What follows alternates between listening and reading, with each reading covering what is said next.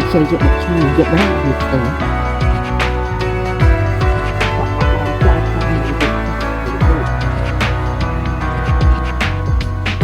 tôi sẽ lập chơi với nó cái nơi lùi này chơi tôi thì họ còn lại chứ họ môi này là màu mà nè có phải giống sao vì sẽ lập với chơi với trong anh á là bộ mà ní à ní môi ní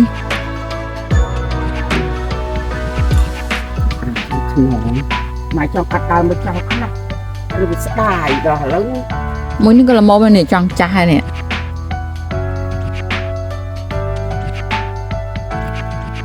là nó tròn chai nè làm được ba sợ đại của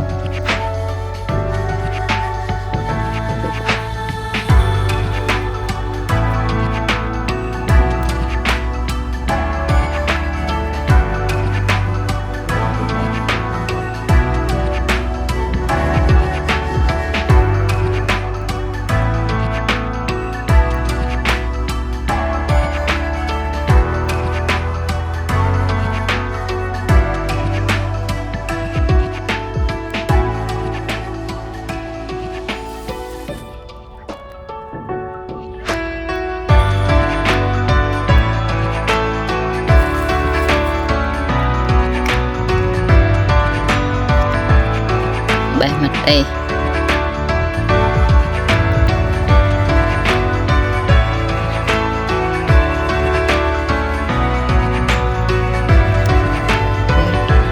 một bề mặt đây tung trà nữa này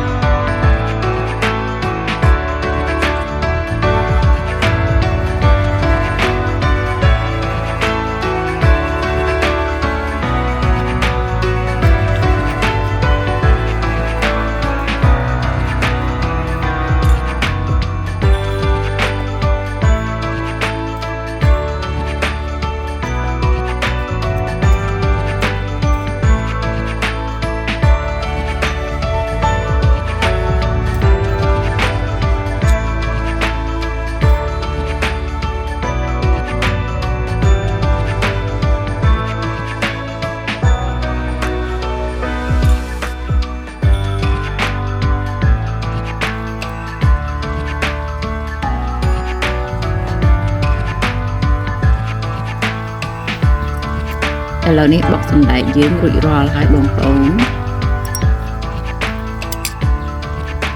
ឆ្ងាញ់ណាស់បងប្អូនអើយហើយយើងញ៉ាំបណ្ដើយើងមើលត្រីយើងបណ្ដើឃើញទេបងប្អូន